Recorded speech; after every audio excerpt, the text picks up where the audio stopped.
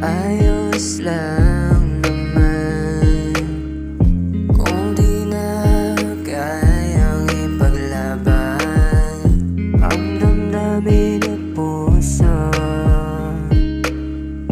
Lumuluwa ng kusa,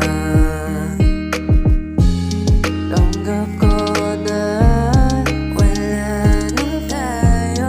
Gumunaw man ang ating mundo, sayang lang ang pagkakataon na mahalin ka na walang kapalit.